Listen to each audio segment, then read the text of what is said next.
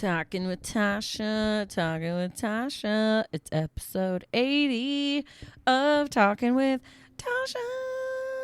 Oh, yeah. This episode of Talking with Tasha, we're getting back to LOSTCAST. It's Talking with Tasha plus Trey LOSTCAST, where we dissect season 1, episode 14, called Special of Lost. We also, we just talk about a bunch of random stuff as well. Once again, we are in the time machine a little bit. This was recorded probably like a week or so ago, maybe more than that. So just kind of go with the flow. Without further ado, please enjoy this episode of Talking with Tasha plus Trey LOSTCAST. I don't know if watching that right before this was a good idea. I literally watched the last 5 minutes like this. And I know this is a podcast, so I don't know who will see this, but I was like... Right, but also, nobody knows what you were texting me about before we started this. So what show were you watching, Tom? I just watched the season finale of Paradise on Hulu, and I watched the last 5-6 minutes, like, almost like Home Alone face, like... Oh, no. But, like, in a good way, like, it just keeps you... You don't watch it, I don't want to spoil it for people. I can't even talk about it, but it's so good. I know. It's on our list of shows to watch, but we are currently in, like, cooking competition everything right now, which is wonderful. Yeah. There's so many things to watch. And it's just one of those shows where after the first season, and I liked it so much, I was like, there's no way they can keep this up. And then second season, I was like, this is still awesome. Oh my gosh. And just, I can say this, though, because as, a pop culture, music nerdy kind of girl, I like the stuff they do with the music in this. Like, sure. There's a few... The first season does it a lot, or at least I noticed it more. I mean, they do it in the second season too. But the show's called Paradise. The Phil Collins Paradise song is in it a lot, obviously. Okay. But do they ever see Paradise by the Dashboard Lights? Not yet that I remember, but I feel like I would have remembered that. Okay. But usually an episode will start with the original of a song, not just Paradise, but like other songs. Because James Marsden, that plays the president, he has like this album collection that sometimes that's the reference to it and whatever. But anyway, sure. So it'll be like the original in the beginning, and then the end of the episode always ends with like an eerie cover of that song. I love a good eerie cover. Yeah, and it's so good. Like the version of Paradise they use is so fitting for this show. Yeah, we gotta find our time to watch it. We just have so many other things happening. And of course, on our televisions. And of course, on Spotify there are many a Paradise playlist, but there are official ones if you want to hear the the covers and the whatever. Yeah, a good eerie cover. The second season, one of the episodes uses, well, we have a memory of this, Counting Crows, Mr. Jones. And me. Yeah, the episode starts with that, and then there's a cover at the end of the same thing. But do you remember when we saw Counting Crows at Saturday in the Park? I do remember seeing Counting Crows at Saturday in the Park 23 or so. You're not 23. Probably 20 years ago, though. And remember how mad we were that he didn't do the sha-la-la-la? Yeah. He never did. We're like, do the sha-la-la-la right. Anyway, okay, what was the other thing? That's my 2 cents. What was your thing I wasn't supposed to look up? Oh, okay. On Threads, which is Meta's answer to X, Twitter, and Blue Sky. There was this thing called Bro Cruise that blew up over, like, the weekend. What is Bro Cruise? You asked me if this was some sort of, like, Manosphere thing, and I am offended that you would think that I have fallen into the Manosphere. Well, but I thought maybe you wanted to talk about it because you were outraged by it. Because, Manosphere, I am outraged by it. This is delightful and, like, wild. So... a woman in North Carolina who runs a cheese shop, her bestie was going on a bachelor party cruise out of Miami, and her friend is a type A personality, but all of the other men on the cruise are men and idiots. And so we were getting like play-by-plays like from the friend that she would then thread out, and it was just watching how terrible men are at planning things sometimes. Like, there was one guy whose wife packed his suitcase for him. Was wife on the trip? Not at all. Did she pack a suitcase? Apparently. I don't know how people can live like that. Like, I don't get it. Right. Another guy didn't have a hotel room for the night before the cruise. He just was going to go do something. He was going to figure it out. She color-coded them so that we could all follow. But it then kept getting, like, bigger and bigger and bigger. And she's like, guys, I wanted to keep this a secret from them. But now I don't know if I can. Well, maybe a little...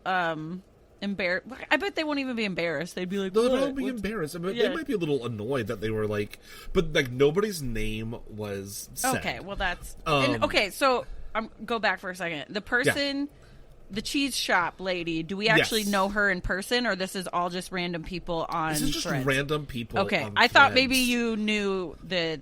I gal. wish I knew this person that owns a cheese shop in Raleigh, North Carolina. But I don't. Well, now I'm going to have to go investigate a little further because... Yes, people were going crazy. They were, like, casting the movie of Bro Cruise. They were...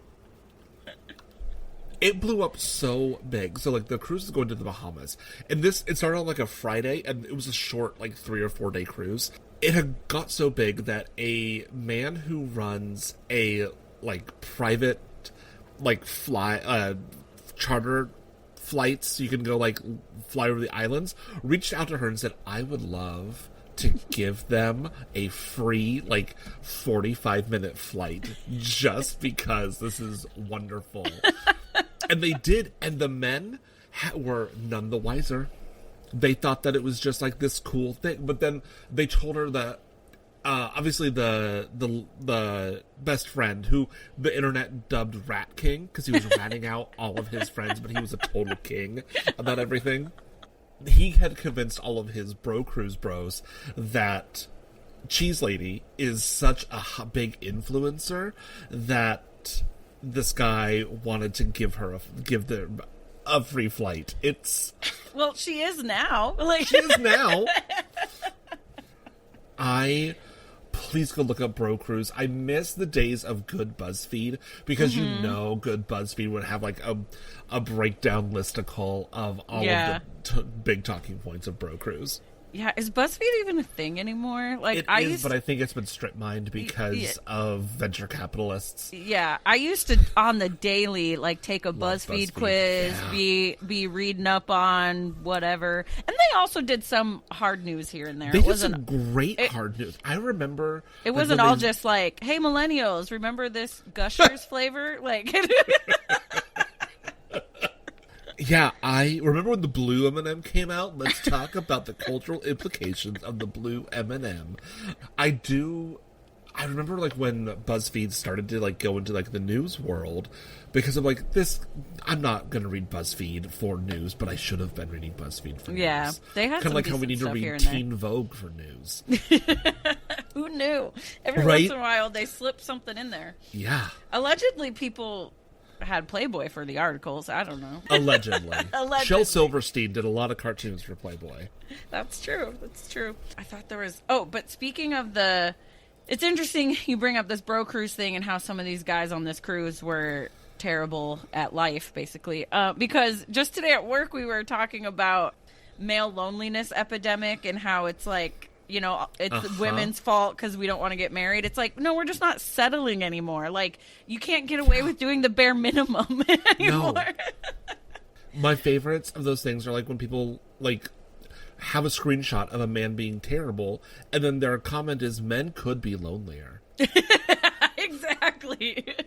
I love I see like on TikTok or Reels where, you know, one of these Manosphere guys is like, you know, the number one ick that men have for women, and then a girl just splices it and goes, we don't care.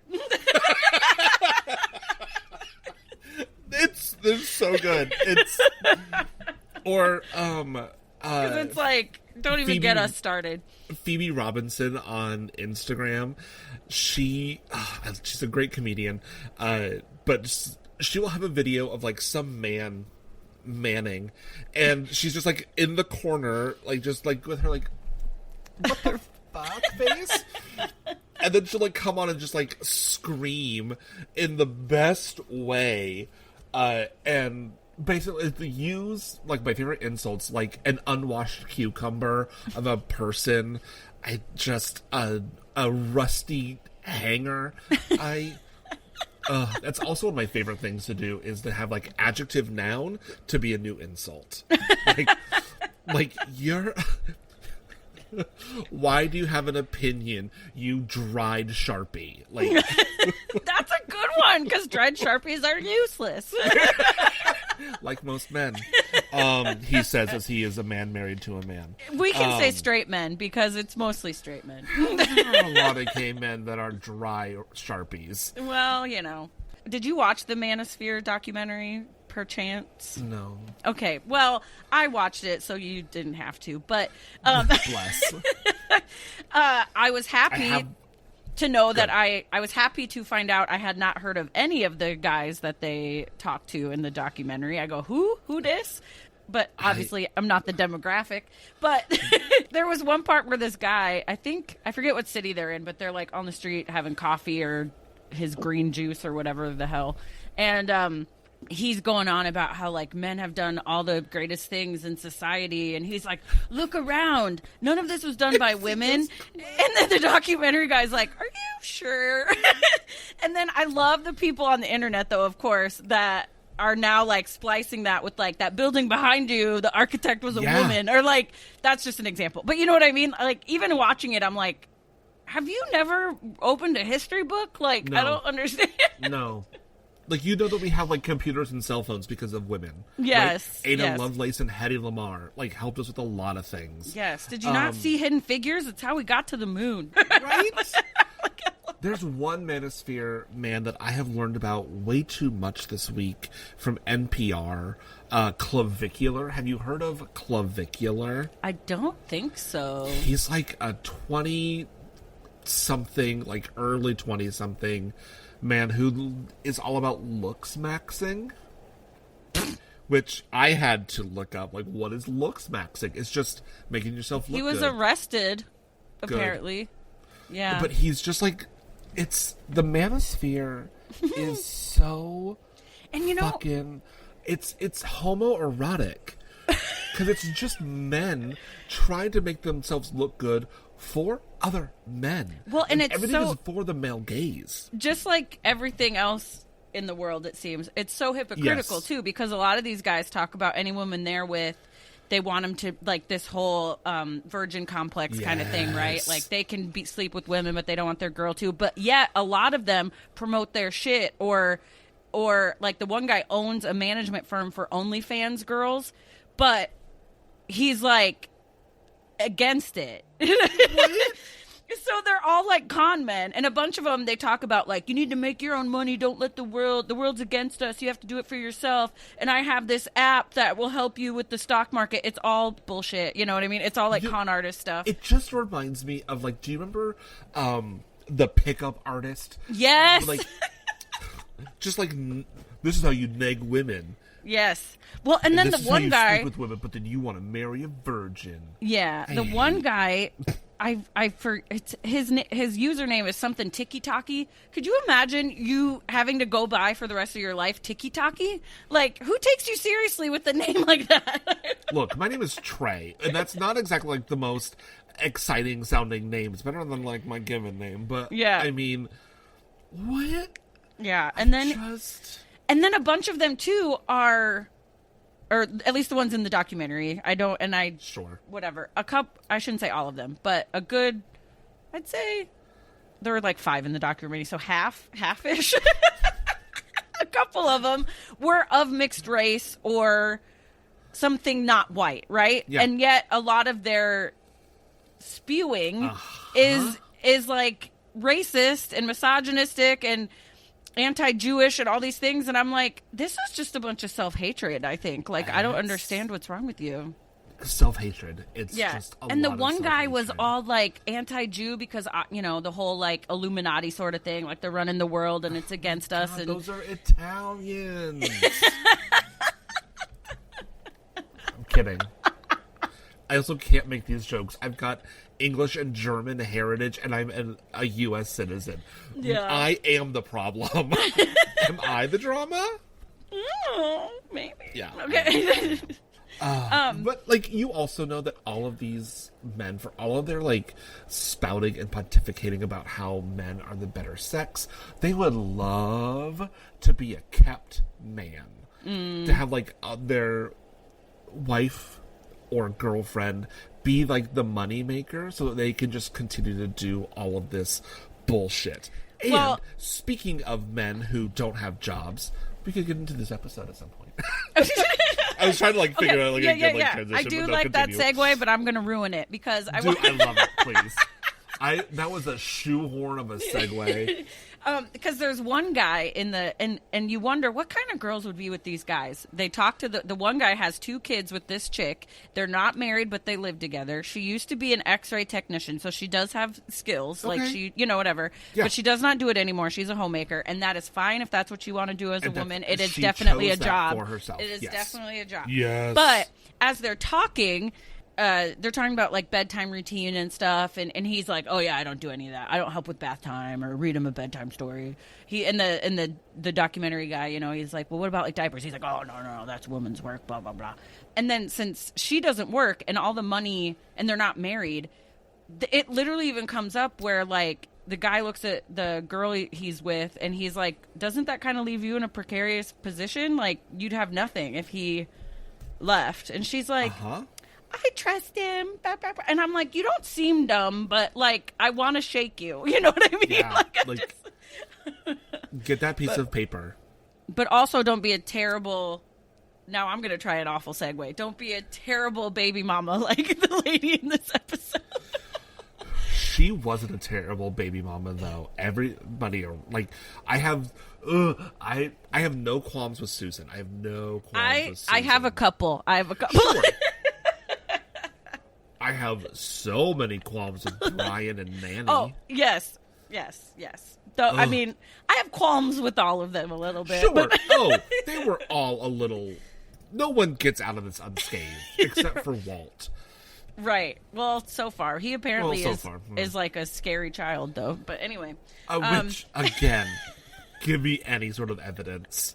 The bird flew... Okay, we'll get into it. Oh, my God. Natasha, I'm going to throw my glasses. The way you lifted your glasses was so weird. Okay. This episode. Okay, this is your lead, right? Yeah. Okay, so I'm ready. All right. Go for it. Season 1, episode 14, Special. Which also, they never called him Special during this. It was just different. Yeah, usually it's kind of like take a drink because you see where the episode name came from. But this one wasn't quite as on the nose. What are you talking about? So we open with Michael shouting in the jungle for Walt, just wandering about. Also, did you notice it opened on an eyeball? This is like the 3rd or 4th episode that opens on an eyeball. I mean, a lot of episodes open on an eyeball. Yeah, but I thought it was just count. Yeah, I thought it was just the first episode because I remember that. I remember that scene. Many. Yeah, several many. But the most memorable is the very first. Oh, fully, yes. So I think the rest of my brain couldn't remember all the eyeballs. Anyway. So he's just wandering about, and then Charlie comes up and asks about Claire's bags because no one has seen them, but Charlie's also hasn't seen Walt, so they just like split. Then Jack comes next, just carrying sticks, and he hasn't seen Walt either. And then Hurley shows up and announces they have a new golf tournament happening for the last of the deodorant sticks. This was very much just like a scene of like, everybody has to have a line. Give everybody a line, because we have a contract. Yeah, there is a lot of like just crossing paths weirdly and stuff. Yeah. Michael isn't interested in playing in the golf tournament. He just wants to know where his son is, so he walks off shouting some more. Hurley comments, and it seems like Michael doesn't like being a dad. Jax's is just hard work.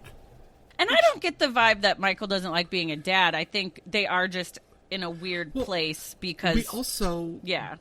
They're literally in a weird place. They're literally in a weird place. And as we'll learn later in this episode, he's been doing it for literally just as long as they've been in this weird place. Yeah, yeah. Mm-hmm. And like also, so like some like mini commentary, it just hit me that none of these people, except for Michael and soon to be Claire, are parents. Right? Locke doesn't have a kid. Jack, Sawyer, Kate, Hurley, Charlie. I don't know that Rose. I was going to say, do Rose and Bernard have kids? I guess if they do, we don't hear about them. We don't hear about them. And she only pops in when we need a wise woman once in a while. Sun and Jin, I don't believe. Like maybe like Steve and Scott or whatever their names were have kids, but we don't know anything about like the background. Right. But like. That's Shannon valid. Boone, no children. Yeah, but that's weird, right? To have, right. Like, this, you'd think all on of these adults. Yeah, you'd think on a plane, or just like when I board a plane, I look around and I assume I'm probably one of 4 people that don't have kids. You know what I mean? But also, every time I board a plane because of this show, I'm like, who am I getting lost with? We're so messed up. Okay. Yes. And Michael's just still shouting for Walt, and then we get some like spooky music and ominous strings, and then flashback. Michael and his partner. I'm gonna talk about this later. So I'm just gonna say partner for the entire time. They're crib shopping, and Michael has chosen a crib that is worth 3 months' rent. How much is this crib? Or how cheap is their rent? I don't know what this means in. What would this have been? I guess 1994, because Walt's 10. Mm-hmm. Like, how cheap is your rent? Mm-hmm. But also, how much is this crib? Like, I mean, it could have just been hyperbole. Maybe it's really just 1 month's rent, but she said 3 to be like, emphasis. I don't think so. But... Like, partner, as I'm going to call her, until we find out what her name is later. I kept calling her baby mama, so. Yeah. But she's just like, this is 3 months' rent. And I feel like because she's in law school, she knows this. It's like, is this like a $6,000 crib? What is this rent? What is rich people be doing stuff like that. I don't know. So it was ugly. It had like a canopy, whatever. And we learned that she's in law school and that Michael is unemployed. And they talk about the kid's name, Walter, after Michael's dad, and giving him her last name, Lloyd. And he's like, oh, is that not why you don't want to get married? She's like, yeah. She doesn't really answer the question. Well, but I forget what he doesn't say archaic, but he uses a word like that. Like, she seems anti-marriage, kind of like, but we find out, but we find out later, not so much. Mm-hmm. And then we do kind of, she alludes to the fact that Michael's like a starving artist kind of thing, Yeah. Artist, he works construction to, like, I know all about like survival jobs, right? Mm-hmm. And not having a ton of work at certain points, but like, ooh, you had a kid. Sometimes I'm always happy to be gay, but like, especially because I can't just oops into a child, Oops, I had a baby. Never gonna happen. So we're back on the island, and we see that Walt is safe with Locke and Boone receiving knife throwing lessons. And Locke just wants Walt to see the knife hitting the knot in the tree in his mind's eye. And Walt said it was weird because he did it. And like, we are given like this supposed hint that something weird happened, but we don't know anything else about it other than it was different. Yeah. Ugh. Michael arrives, and he is pissed. He's big mad. He's so big mad. He tells Walt to bring Vincent back to camp, and he confronts Locke about encouraging Walt to disobey his parent. And Locke says Walt knows his own mind, which is some really creepy groomer shit to say. Kind of. And I'm not saying that, like, Locke is grooming Walt, but to say that a preteen kid knows his own mind and can hang out with adults and learning about knives, it gives me Predator vibes. It gives me like windowless van, here's some candy and knives vibes. It does a little bit. Gross. It is gross, but I'm gonna play devil's advocate, but believe me, I still think it's gross. Yeah. But I think since Locke is one with the island, like, he can tell that Walt, there's something special about him, or whatever. There's like, something special or different about Walt. So I think that's what he's supposed to mean, but yes, it also comes off very creepy. Like, the kid's 10. To say that he knows his own mind is weird. No. And Kids then don't know anything at 10. Nothing. Michael points the knife in Locke's face, and then Boone tackles Michael, and they all get up. And here's some more creepy shit. Locke says that Walt should be allowed to do what he wants, and that Walt likes him because he, Locke, treats him like an adult, while Michael still treats him like a kid, except the boy just hit double digits this year. I did think Michael's punch to Boone was pretty solid, though. Like, when they had that little fight. And then, yeah, because Locke says something like, but he's been through a lot. He's, like, more mature, which, again, sounds very groomery. More, and then continues to go through their entire life. It's just like... And he should be able to live to his potential. And then I wrote, I kind of get what Locke is saying. Like, yeah, back home, if your neighbor gave your kid a huge knife, that would be terrible. But on this island, it might actually be a useful skill to know how to use a knife. I don't disagree with that either. It would be a great skill to learn how to, like, use a knife on Lost Island. However, don't be like, he likes me because I talk to him like an adult and he knows his own mind. He's 10. Yes, it's still very creepy. Yes. His voice hasn't Olivia changed. Benson would not be having it. Olivia Benson would have you in those Marshall's handcuffs. She really would. Weird. And then Locke calls Walt different, to which Michael takes, like, deep offense. Mm-hmm. And Michael tells Locke to stay away from them, and then we get, like, the Lost title screen. Mm-hmm. And then we're in a flashback. There's so much rapid... So much back and forth. We're in a flashback. Walt's a baby! Yay! Michael and his partner, Baby Mama, who doesn't have a name yet, are arguing about her opportunity to move to Amsterdam with her law firm. She wants to bring Walt with her, and Michael wants none of Amsterdam, and he doesn't want to be away from Walt. And they talk about separating, and Michael suggests counseling. And before, like, you take this job. And it's like, oh, you're just deeply insecure because you think that because you're the man you need to provide. There's a little bit of that, but I was even confused because the way she was just like, I'm taking Walt with me. And I was like, so Michael's not invited? Like, I didn't understand why they all weren't going. So they get to the point where she's like, we've had our problems. Right. Like, it sounds like she just wants to... Yeah. She wants to break up whether or not she's leaving the country. Like, I fully... She was absolutely ready to go... Yeah. To go away. But she said that she needs to bring Walt with her because, like... So Michael realizes she's already said yes to the job in Amsterdam. And she needs to bring... And she says she needs to bring Walt with her because she has a job and he doesn't. And she's steadily employed, and so that the courts are going to side with her anyway. And they're not married. Wrong. And they're not married. Yeah. And he's like, you can't take I have rights. It's like, sure, but you don't have a job, and we're not married. Yeah. So, and I even wrote he's kind of getting screwed. And sadly, even if they were married, she'd probably still get to take him or whatever. Yeah, because again, she's got a steady, good job. Yeah. In international law.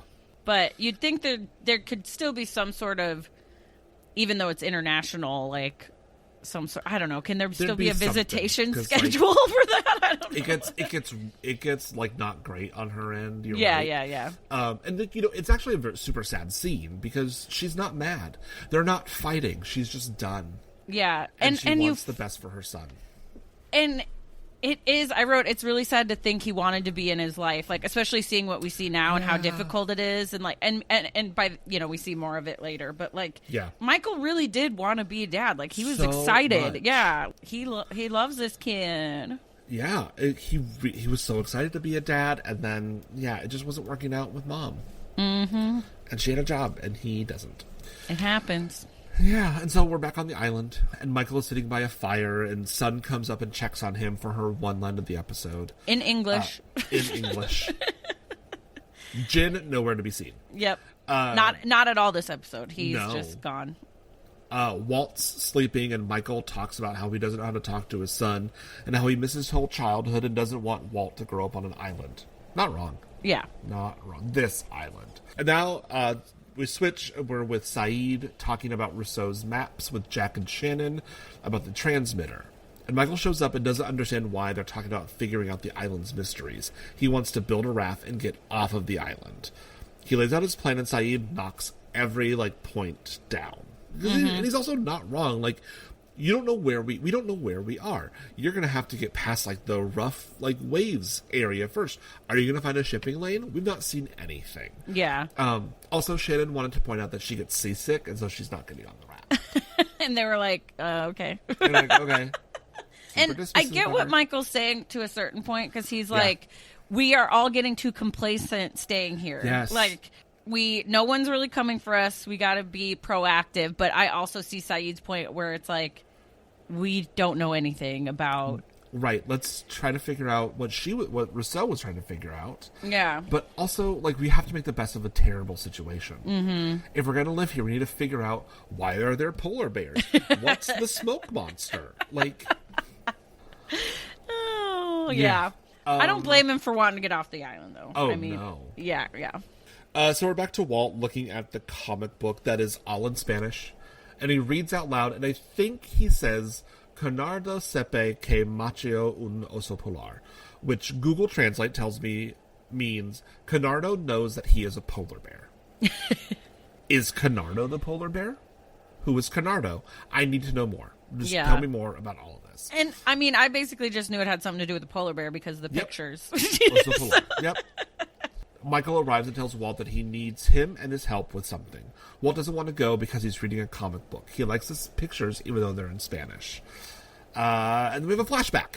Yeah. Michael's at a payphone. This is where things start to go off the rails. Real quick before we get to that, I did, for a moment before Michael gets sort of upset that Walt just won't listen to him, they almost have a moment of like, oh, you like art? Oh, you like pictures? Yeah. Like, they... For a second, and then Michael... A hot second. Yeah, and then Michael was like, no, we got to Michael'd. Yep.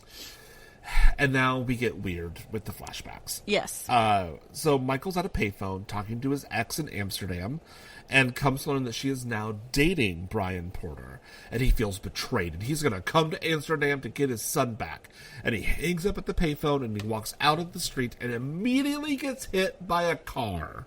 Just... slightly like, oh, and you hear like a background like, somebody help him, like. Yeah. And he also, not to blame the victim, but he did jaywalk. He was not in a crosswalk. I mean, he's also in New York City. It's all we do. I know.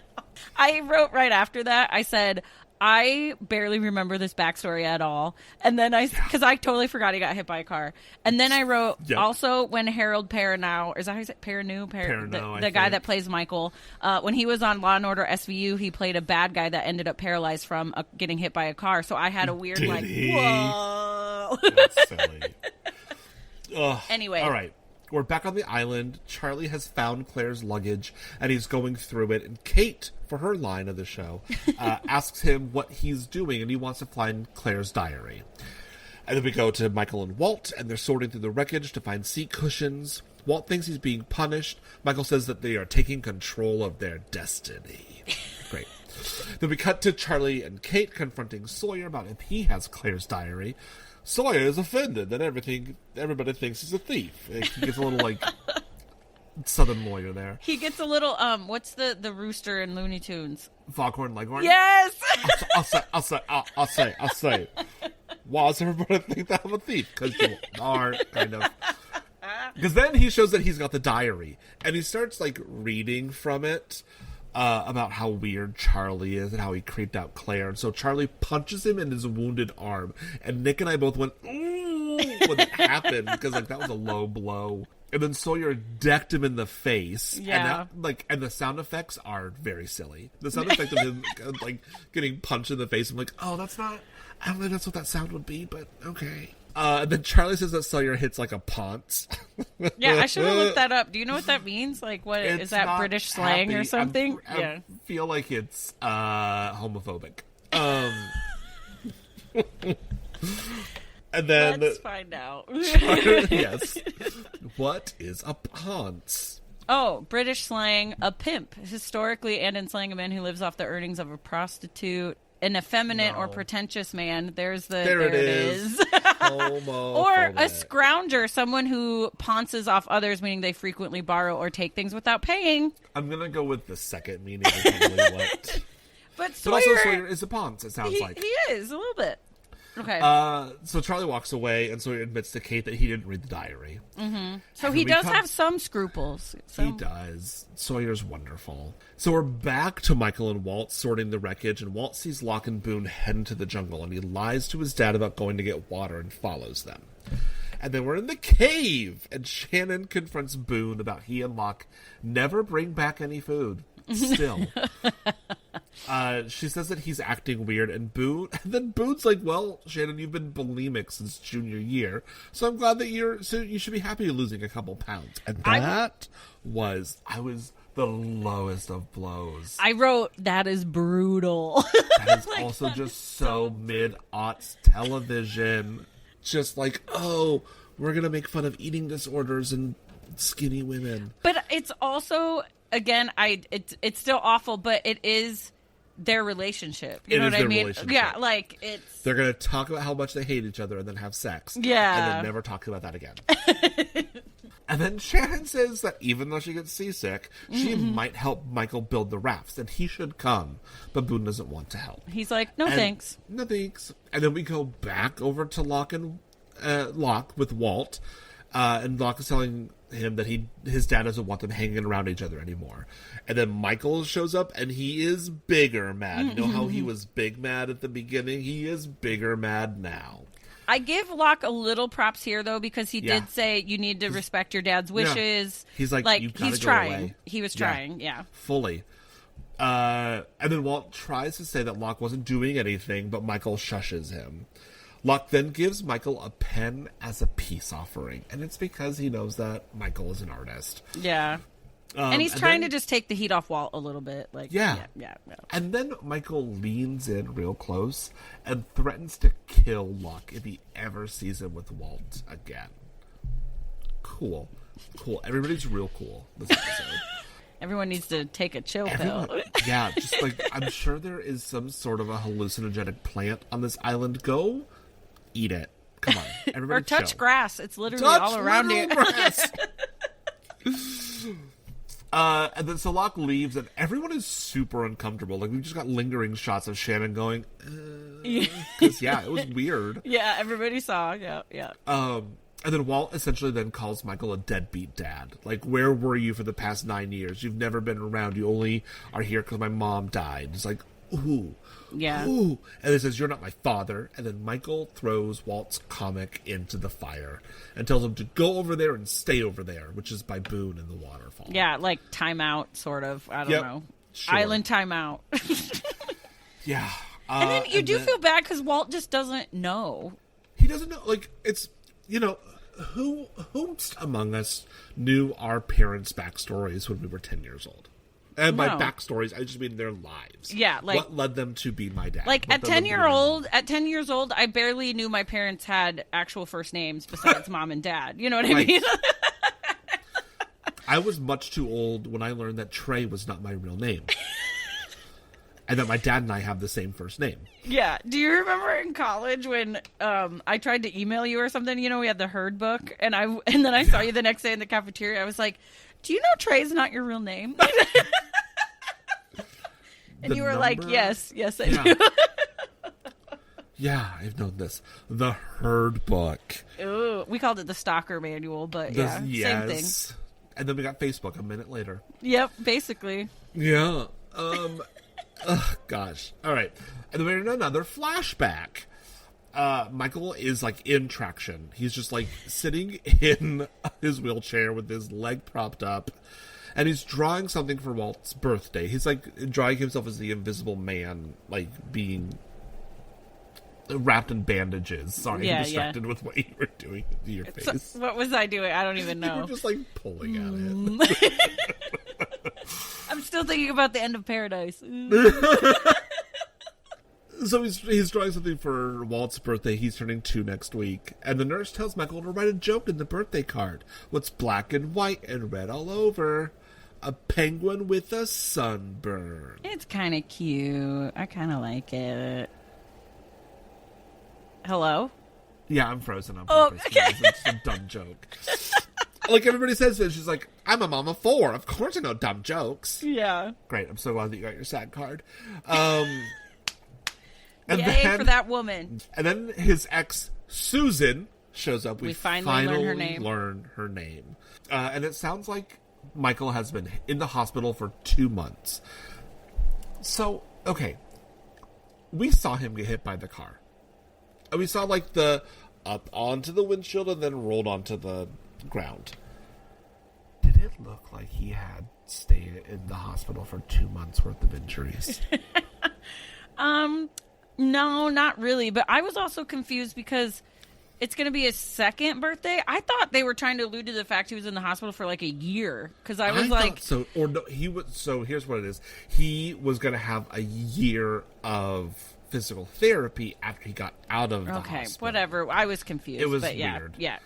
But it doesn't look like that's how it broke. I don't know. I'm not a doctor. Right. And then I was also pissed. I was also, sorry, real quick, when Michael, he sees her and he's like, did you bring Walt? And she's like, no. And part of me is like, why wouldn't you bring Walt to see his dad sick in the, or like, hurt, like, hello, he almost died. But then we found out why. Yeah, but still. Uh-huh. So also, what kind of health insurance does this unemployed man have that he can just stay in the hospital for 2 months? He looked like he could have been at home convalescing. True. And I'm also looking at this through 2026 health insurance in this country is awful eyes. Right. But like, okay. Yeah. So they go for... Go ahead. No, go ahead. No, wait. I'll wait. Okay. So then Susan takes him for a walk around the hallways and announces that she's going to pay for all of his medical costs. Great. Why? Oh, she and Brian are going to get married. And they're moving to Italy, and Brian wants to adopt Walt. And Susan wonders why Michael is even still holding on to Walt. Because I'm guessing he hasn't seen him since she moved to Amsterdam. But I'm also like, because he's the dad? Like, he's the dad. I'm like, I wrote making a trade for his son versus medical debt. I said, I really don't like this lady or our healthcare system is what I wrote. Because, I mean, I don't know, man. But I also see it, like, from her perspective, right? Like, here's this man that hasn't seen his son in however long it's been. We don't know how long she's been in Amsterdam. And now she's got this other man who is a lawyer that has money that will be able to help provide for her and her son, even though she doesn't need a man. She's got all this money as an international lawyer. So I get it from both of their perspectives. It's great. But I also just think, yes, he hasn't seen his son, but it's because you took him so far away. Like, it's almost like she knew he's poor. He won't be able to do anything about it, you know? So it's... I think that's also why she's just like, you don't have a job. You are in the hospital. You haven't seen him. You can't give me child support because I also don't need it. Yeah. It still makes me mad. Yeah. Like, I don't know. Oh, it just... Look, it absolutely sounds like you're defending the man and I'm defending the woman in this. And I was going to say, don't get me wrong. I am usually hate men, but... But you just see the hurt in his face. Like he's so hurt because he wants to be there. Yeah. Michael is not a deadbeat dad. He is, like, through circumstance, has, like, been removed from his son. And it's not that he wasn't able to be there. It's that the circumstance that he's in, he can't just fly off to Amsterdam to go. Also, he's not going to stay with Susan. She's not going to want that. Yeah. And he doesn't have a job, so he can't, like, afford to fly from New York to Amsterdam in the 90s. Right. And, I mean, it's not his fault. Well, I kind of blamed him for jaywalking. But, I mean, he didn't ask to get hit by a bus or whatever it was. And, like, I don't know. It's just... It was just a car. Well, whatever, you know. Yeah, no, I just watched it yesterday, but I got to make it sound better. Yeah, like, there's no winner in this situation. Except for maybe Susan, because she kind of gets what she wants. Well, she dies, but... Well, I mean, in this moment of the situation... Yeah, we already knew she died. Like, that's why Walt's 8 there. years later. Yeah. All right, so we are now back on the island, and Hurley tells Michael that Walt took Vincent and left. And Michael's like, I know where he went. Okay, great. Where did he go? Michael finds Locke sharpening a knife and demands to know where his son is, but Walt's not there. And they realize that the kid is probably lost. And so Locke stands and says that they should go find him. Like, for as creepy as Locke is and as, like, wanting to, like, obey the rules that Michael's laying down, he's still just like, he's a 10-year-old kid. I'm going to go help find this 10-year-old kid who knows his own mind, I guess. Well, and we will come to see further that, they're going to put their differences aside because obviously there's a bigger thing going on. Yeah. Literally bigger. Okay, and then we go back over to Charlie and Kate, and they reminisce about Claire. And Charlie admits that this is weird because he barely knows her.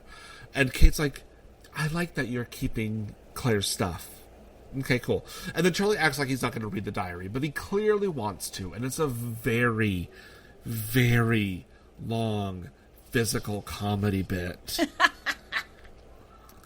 It really was. It was so long. But it was kind of a nice break from, the terribleness. The manic cuts and, the weird flashbacks. Yeah.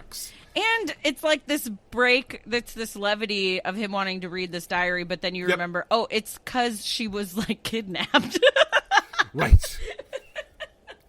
Right. I mean, truth be told, Charlie and Hurley are the jesters of this show. Oh, yeah, for sure. Which is why season 3. Great. Moving on from that. So we're now with Walt and Vincent in the jungle, and Vincent just starts barking up a storm, and we hear something in the jungle moving about. So then Vincent gets loose from his collar, and Walt drops it and runs off. Flashback. Again. So Walt is now staring at Vincent. Brian and Susan are talking about work, and we find out that now they are in Australia. Ding, ding, ding, ding, ding. Ding. Walt's doing his homework on the birds of Australia, and then Susan gets weak and needs to sit down. And then a bird crashes into their glass door and dies. And we see that maybe the bird Walt is learning about is maybe the one that just died. We don't know. But I feel like that was the implication. Yeah. I don't... Because he's special. He's different. This episode makes me so bad. And then we're back on the island, and Walt is Michael. No, Walt is still shouting for Vincent, and we hear some snorting noises, and then Walt looks scared, and then we're in a flashback. Mm-hmm. It was just so fast. It was so fast. And it's a flashback to a wholly nonsensical scene. This scene pissed off me and Nick. We were just talking about it again and shouting about it. Here we go. A random white man is knocking on Michael's door. Now I understand your name. I just thought you were being weird. Nope. And for those listening, my name in the Riverside screen is random white man at the door. And then not my son. Not my son. Cool. Billie Jean is not my... That's kind of what... Okay, go on. Yep. So a random white man is knocking on Michael's door, and then we learn that it's Brian, Susan's husband. And then Brian introduces himself, and Michael wants to know if Susan knows that he's here. And then we learn that Susan died yesterday. She was sick for about a week. What do you mean she died yesterday and you're already in what I think is Los Angeles now? Do you know how long a flight is from Sydney to Los Angeles? They're 15 hours. Maybe 18. I don't know. So, she died and he literally got on a plane and was like, I gotta get this kid out of here. She kicked the bucket. Let me get on a plane. Also, cool. I'm gonna just say something else. I'm gonna finish this. Oh, this scene makes me so bad. Walt is still in Australia with his nanny. And Brian says that it is Susan's dying wish that she wanted Walt to be with Michael, even though I left him in Australia next to her dead body, which Michael is surprised by since he hasn't been his father in 9 years, is what Michael says. And she tried so hard to get Michael to give up his rights or whatever. So, I don't know. And then Brian admits that he never wanted to be a father and only said yes so that he could marry Susan, and Michael, rightly, shoves him up against a wall. What do you mean you never wanted to be a father? Then don't date a woman with a kid. Like that. Right. Or, tell her, great, I love you. Your kid's a little piece of shit. Let's ship him back to his dad and pay for everything. Right. That was also an option, but I bet Susan didn't want to be away from her kid, just like Michael didn't want to be away from his kid. Did they never, like, did she and he never have a conversation about him not wanting to be a dad? Because, like, at that moment, it would have been like, okay, bye.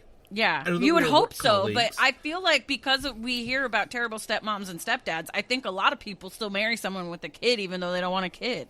Right. And it's just like, oh, this man. I wish that he was on the plane. But then I'm also thinking, like you were saying, apparently Susan didn't want Michael to have anything to do with it. We thought Brian thought they were together on this.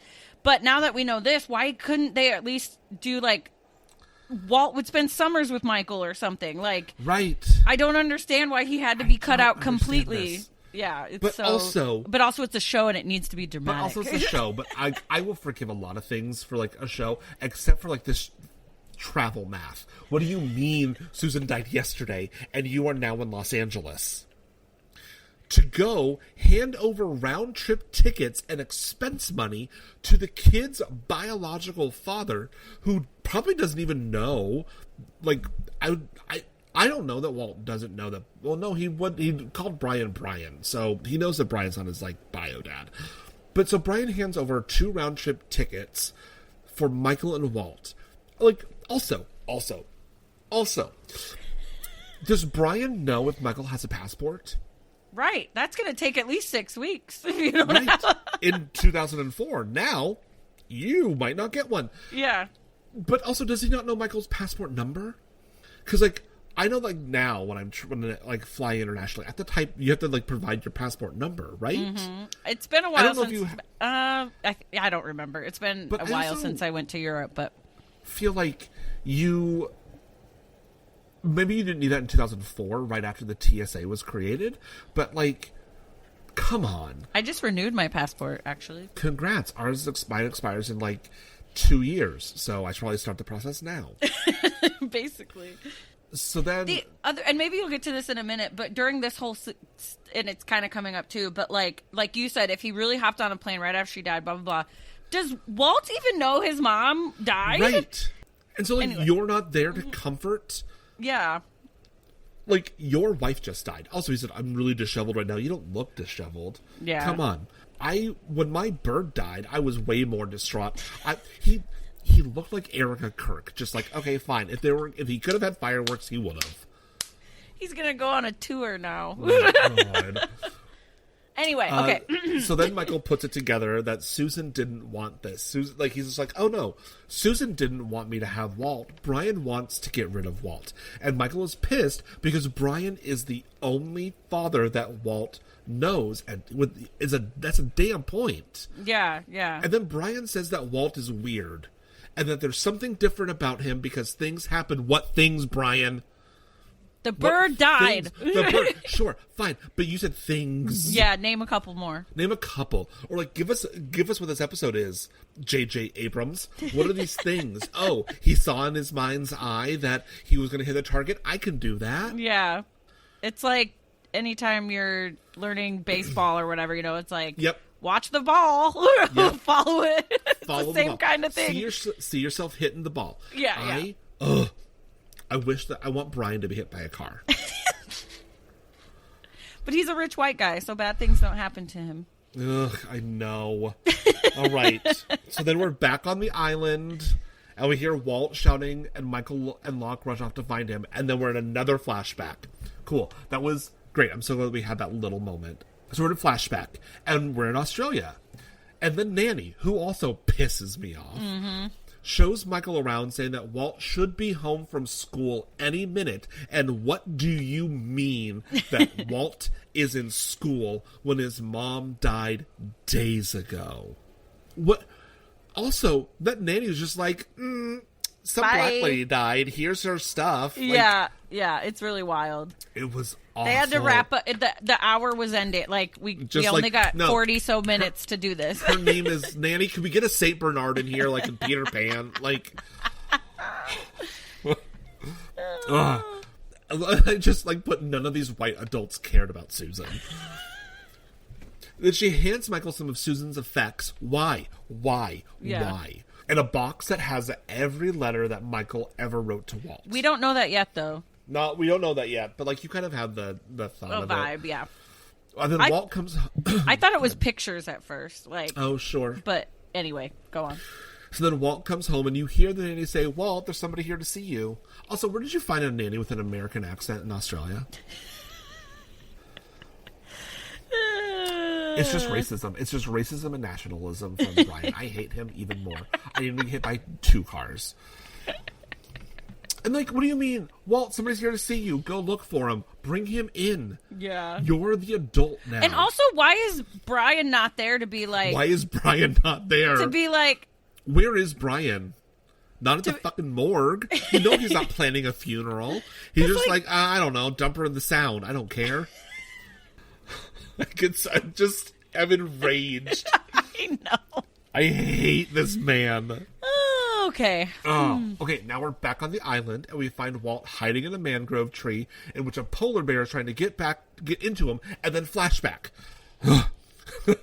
Walt is playing with Vincent in one of his enormous home's enormous rooms. Mm-hmm. Michael, who is by himself and not accompanied by either the nanny or Brian, introduces himself to Walt as his father, and Walt is understandably confused. Walt wants to know where Brian is, and then I have in parentheses, all Me caps too. with an interrobang, where is Brian? What do you mean? And Michael says that Walt is coming home with him, and Walt says he's not going anywhere with him because stranger danger. But yet he's not afraid of Locke on the island. Oh my God. Well, he only really knew white men, so I get it. And then Michael fully lies to Walt about how much Brian loves him and he'll still contact him. No, he won't. He forgot Walt's name, like, as soon as you walked out the door. I do think it's very endearing, though, that Michael is, like, I think so, too. Not blaming Brian or making Brian look bad when, like, he really could. This is a shitty situation that this kid is in, right? Yeah. His mother just died, and he just learned that the only father he ever knew is now saying, go with your bio dad, who you don't know. Mm-hmm. Ugh. And then Michael says that at least Walt will still have his dog, but apparently the dog is Brian's, and then Michael, rightly, lies again and says, well, Brian said you could have the dog. And then you see a little smirk. Like, you know he's like... But then also, as a parent, wouldn't you... Because, like, No, my parents were like, we're not getting a dog. I don't want to clean up. Like the parent is going to have to do a lot with that dog, too. So it's kind of... Like, Michael went from being single and childless to now having 2 mouths to feed, and one of them is a dog. Yeah, so you gotta go clean up poop on the streets of Los Angeles. Because that nanny's not coming with you. No. Mm-mm. Oh, just those flashback scenes just enraged me. Is Michael in L.A. or New York? I couldn't decide, but I don't know. Like L.A. just because he said round trip. So, like, you can't just fly from city to New York. That's but, like, true. It just felt like he was living in L.A. now. I don't know. We weren't told. But Michael just feels like such a New Yorker. Maybe it was just a stopover. Who knows? Yeah. Anyways, we're back on the island. And Walt is crying for his dad. Gasp, Dad. Is this the first time he calls him Dad? I think he said him. Yes, this episode. I think he called him Dad in the last time we were on the island. Like when he's like in the mangrove tree, he's like, "Dad, help me, Dad." No, but I mean, like in any of the other episodes, has he called Michael Dad? This episode is the first time we hear him that's what Dad. I thought. But okay, go on. So and then this weird. I don't understand how this worked either. Locke and Michael are climbing a tree to get into the center of the mangrove where Walt is. And then Locke tosses it up to Michael, who then drops it down to Walt so he can defend himself from the polar bear, which Walt does one time. And then somehow they get some mangrove vines wrapped around Walt, and Locke pulls him up. Except... like, Walt is coming up this way, and I'm pretty sure Locke is, like, 1,000 yards in another direction. Like, he is not directly above. You're not supposed to think about it. Well, this episode had me thinking about so many other things. I don't even take, like, you know how, like, I'm not prepared for our next segment after this. Like, what are the questions? Like, I don't know. I'm too mad about this entire thing. That's fine. And then somehow, so they get that. Walt's now safe, but now Michael is fighting for his life and stabs the polar bear, I think, in the neck. Just like a shank. And then the bear runs off, and Michael is then up in the tree hugging Walt, and Walt apologizes, and Walt is immediately worried about Vincent, and Locke says not to worry. He's found his way home once before. Cool, thank you. And then now it's nighttime, and Walt is hanging out by a fire near a piece of the fuselage. Michael then gives Walt the box of all the cards he ever sent to Walt. That's when we find that out. And he has never seen them. He wants to know why his mom never gave them to him. So do I. Right. But these cards are now pristine. It's been 8 years since, like, we saw, like, the Michael interaction and the penguin joke, right? And sure, like, they're in a box, they were never opened, I get it. But it felt like, oh, shouldn't they be at least a little bit yellow? I don't know. Too many questions. But I also think, I mean, that's the point. I mean, this is the point. Yeah. But Walt, I think this little 10-year-old brain, he's putting it together like, oh, you weren't really a deadbeat dad. You just lived in America and I was not in America. Or, you know, and mom was keeping us apart. Yeah. Yeah. Oh, that's so sad. He did care about you. He did. All right, then we find Charlie in the caves reading Claire's diary and just, like, twirling his hair.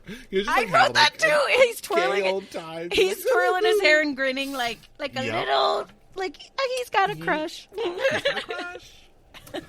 And then are you going to sing Jennifer Page crush, or are you going to sing Lila McCann crush? I don't know. We see that in her diary, she wrote that Charlie makes her feel safe. And then Charlie reads something and immediately goes to find Jack and Saeed and reads from it. I had that weird dream again, the one with the black rock I can't get away from. I tried to leave it, but it won't let me. And Jack dismisses it as just dreams, but Charlie insists that it's the same black rock that Saeed heard Rousseau talk about. And Jack doesn't think it's a good idea to go hunting for it. And I'm like, not right at this moment, but yeah. No. I also remember nothing about a black rock. I don't really remember either, but nothing. Like, do they... Wait. This is a spoiler, but whatever. What was the name of the pirate ship? I have no idea. Do you remember the pirate ship? Like, barely. Like, it was... I think it washed up in a storm. Yeah. Like, it was already there. Like, yeah. Things were going around it. Was the pirate ship called the Black Rock? Maybe. We'll discover that. But I mean, I think it all goes back to the, like, white and black stones and blah, blah, blah. Fully. Yeah. And then Locke and Boone are out trying to find Vincent with the dog whistle, and they hear some rustling in the jungle, and everybody's very tense and scared. And then from out of the jungle comes Claire. End credits. Yep. In all caps I have, it's Claire! It's Claire. Also, I know that she was still in her black tank top, and it was very dark. She did not look pregnant. That's what I said. Okay. So, that was the episode. Yes. Okay. And they mentioned that so before, when Saeed was latitude, longitude, maps, blah, blah, blue, there was something about, like, if you stack the maps this way, it makes a triangle. So they think, like, something about, like, this triangle, black rock, something. The maps was weird. And then one of my questions, because I wrote, wait, is she still pregnant? Did they steal her baby? Don't they steal her baby? They do steal her baby, but I don't remember if this was now. I think it is now. It must have been, right? Yeah. Because I had a moment, like, the dingo stole my baby. You know, that's a real story. The dingo really did eat someone's baby. Story. And she was prosecuted for it. I and know. People, like, we made her an international laughing stock. I know, and I just made a joke too, but, like, I didn't know it was a real story till, like, 2 years ago. Right, it was a real story, and, like, Meryl Streep, and... Okay, but anyway, questions. I wrote, is she still pregnant? Where was Claire? Where's the baby? I said, why are Susan and Brian terrible? I have them together being terrible. Where's Vincent? What is the Black Rock? Will Claire be upset that Charlie read her diary? Oh. And then Charlie, I don't know why you read my diary. Like, yeah. Just the way that she says his name is really cute. Yeah. Charlie. Do we think Sawyer really didn't read it? I do. I actually believe that he didn't read it or whatever. But and then where's Ethan and the others? I'm sure it feels very much like I'm trying to read her diary. it feel like if Claire isn't pregnant, and I don't think she is, I can't remember though, it feels very much like, oh, thank you for your child, get the fuck out. Yeah. And so like Ethan has made it so we as an audience know, and they as Losties know, that Ethan is not good people. Mm-hmm. But yeah, so like that's where he isn't. But, and I'm trying to remember because I even just, what is this, our 14th episode or whatever? This is the 14th episode. Forget like everything apparently. Yeah. Because I know that there's something about on this island, there's infertility, blah, blah, blah. So I know that's why they like want the baby. So that's why I think it's gone already. I don't remember why. I was right. Is the pirate ship Black Rock? There was, until you said the pirate ship, I forgot there was a pirate ship. I didn't remember it until I went, oh, is it? Like, at that moment. I'm going to tell you the things that live rent-free in my brain from Lost is Jack's eyeball in the beginning. Fully, always, yes. I think we find out that Kate like burned a house down with the bad stepdad in it or something. I think that's her story. I vaguely remember that, yeah. And I think she's from Iowa in the show, because I would remember that, she does something in Iowa. There's something Iowa. Yep. And then not Penny's boat. Which is all we're going to say. Yeah, and then just Desmond saying brother a lot. Just Desmond saying brother. Like, what do I remember? I also remember the Dharma Initiative, obviously. Oh, yep. Mm-hmm. The code thing, yeah. The code, like the numbers. And I remember I remember more about like the last episode, but I still don't really, I know they all like end up in a church and stuff or whatever. Yep, but, Alice and Janney. Wait, Alice and Janney? I don't Alice and Janney. Oh, we'll talk about it off episode, because that is a deep spoiler. And so is the pirate ship. And then they're like, I won't go into too much detail, but like the tan jumpsuits, like the khaki jumpsuits that they all wear. I remember Michelle Rodriguez is there for a while. Oh, that's right. Michael Emerson, who is from Cedar Rapids, is there for a maybe that's the Iowa connection I'm placing on Kate. I don't know. Oh, I feel like Kate does something in Iowa. We'll get to it, and we'll like have like noisemakers. Yeah, this was it was not my favorite episode. The backstory for how Walt and Michael get back together and on that plane just pisses me off. Mm-hmm. You know, it felt very lazy. Yeah, it does. And again, I know it's a show, but I even wrote, I was like, why did no one... And we don't know how many days it took Michael to get to Australia, like you said, if he even had a passport, whatever. So there could have been some time, whatever. But at the same time, no one told this child that, like, oh, by the way, you're going to go live with your dad. Like, because Brian and the nanny didn't give a shit about him. I think Brian and nanny were having an affair. Could be. Or not. I have no idea. Oh, and the other thing, and the other thing that lives in my brain rent free, but we already talked about it, was that Boone and Shannon hooked up. I do remember. Yes. Oh, there's also a moment. Oh, we'll talk about it off air, because I can't say it yet. Oh, because I have not gone through an episode of my podcast without bringing up Heated Rivalry since December. Try to like get like have you Men Could Be Lonelier into like Heated Rivalry. Have you seen it? Just went out today, the Verizon commercial with Connor Story. No, I haven't. Oh, I'll have to send it to you. Yeah, send it to me. And then, of course, I spent a few minutes even just going through the comments, because, you know, Hudson commented, and, like, there's some fun stuff in there. I just love... Check out my Instagram stories, because there is a wild quote attributed to Hudson Williams in it. I did see that. And you know what crazy. And you know what I love about the Connor and Hudson? The more that I see how they are in real life, they're so opposite their characters. Yes. Like... The most, like, that just goes to show how good of actors they actually are, because they are so opposite. Are very good actors. They're not just pretty faces, okay? No, or butts. But it is funny, this commercial has to do with this. There's a lot of butt stuff. Of course there is. Kind of like when his SNL hosting. Yes. Also, I found on Threads. Threads is where the dirty stuff is. That was where that Palm Sunday thing came from. How did you not see Bro Cruise? I don't know. I really hardly open Threads on its own. The only reason I even have Threads or stuff gets posted to Threads is because it's linked to my Instagram. Sure. So every once in a while I'll get a notification from Threads, so I'll open it. And then, of course, it's all Heated Rivalry, too, just because all my algorithms know that it's what I love. Yep.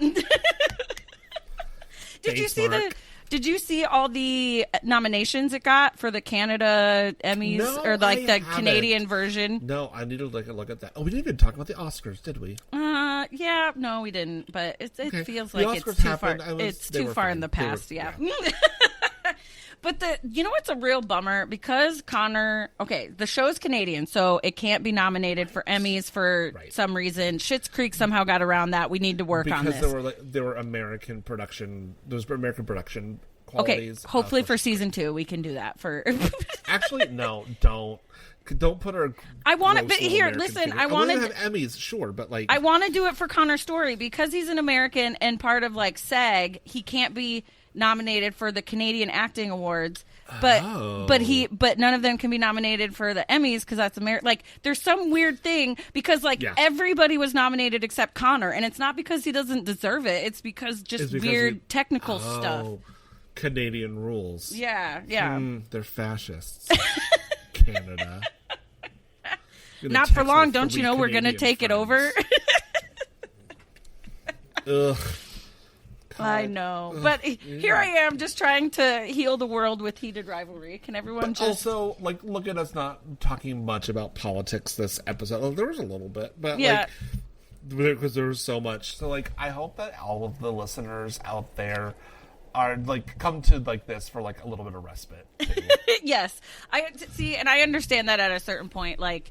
We obviously the world's a dumpster fire, but you need a little place to not think about it. Yeah. But also, real quick, because I do live in South Dakota, this Kristi Noem's husband's pictures leaking is that I know that happened. And it's 100% to try to get sympathy for her because, she lost her job and blah, blah, blah. It's all, a thing. But, what? And to justify her quote-unquote affair with her, chief of staff or whatever, there's, some, queer bashing going on in there. Not saying that, only queer men, are cross-dressers. A lot of straight men are cross-dressers, and I'm talking about, cross-dressers, not drag queens. Yes. But, yeah, it felt very, anti-queer, the way that, things were happening with all of that today. But also, that man's chest and nipples were, off in different directions. One was pointed at you, the other was pointed at Saturn. It was... I have a group chat with some friends here, and one of them is actually a plastic surgeon here, and we were like, can you fix that for him? But as someone that has lived in South Dakota for a long time, there have been rumors about her husband for forever that kind he of may Michelle be Bachman's husband. That he may be gay, just in the closet, lavender marriage, something. I don't know, but a lavender marriage would imply that she's a lesbian, and I don't think a damn lesbian. No, okay, so maybe just the she's a beard. I don't know. Yeah, so she would just be his beard. But also, okay, yeah, great. But they definitely, I don't know. I did in some ways, and not that I'm a Kristi Noem fan, but when she was I've always thought that about you. This is the woman who loves Kristi Noem. When she was at her hearing or whatever, and they brought up are you sleeping with blah blah blah? That did seem is this really have to do with DHS? I don't know. You know what I mean? I mean, if they were misappropriating DHS funds, that's true. That's true. There's a whole bed. If they were taking that plane to, I guess so. I guess plane to have Mile High Club. I guess, but then I was gonna say it seems misogynistic because she's a woman. But I mean, Clinton was crucified obviously as well for his. But stuff. also he was a Democrat. She's a woman. Yeah. Because you know who has had lots of affairs? Everybody. The president. Yes, but there was an entire scandal in 2016 about him with Stormy Daniels and yeah. But anyway, Heated Rivalry. Anyways. Okay. I don't know. Do you have anything else to say? I think I got everything. I think I got everything. I hope that we don't waste, and hopefully we don't go 2 months this time. March was just crazy for me. Well, and I wasn't, I mean, I would have bugged you more but I did that episode with Local Lou, and then I did do an episode with that Lynn. You were busy. Yeah. Like I also was just like, I need to bother Natasha, but I also just did not have the time. Yeah. To get and it's so funny. Like, I have friends here that are people that still knew me from the radio, and I'll say, oh, I have a podcast, or they'll be like, any fun podcasts lately? And I'm like, it used to be every other Thursday, but now it's just when I get to it. Well, let's keep going. Let's get some of these in the can. Yeah, we should. Although it's going to be hard because we talk about pop culture so I know, much, and I do like being able to throw in other little sprinkles of things. Now we're just talking about business, and I'm sure this is wonderful for I might cut this out, but I might not. Okay. Do you want to do our ending? Yeah, get lost. Bye. Is that what it was? Yeah, something like that. Thank you so much for listening to this episode of Talkin with Tasha plus Trey LOSTCAST. I hope you enjoyed that. And if you did enjoy it, why don't you help a sister out and rate, review, subscribe, comment, share, do all that stuff because it helps me out. I hope you enjoyed your vocabulary lesson. We all now know what ponce means, so that's cool. For all things Talkin with Tasha, you can check out talkinwithtasha.com. You can send me an email at talkinwithtashapod@gmail.com. I'm on all the socials. I have a link tree. I'm on Fiverr. I'm on Cameo. It's all at talkinwithtasha.com. So check it out.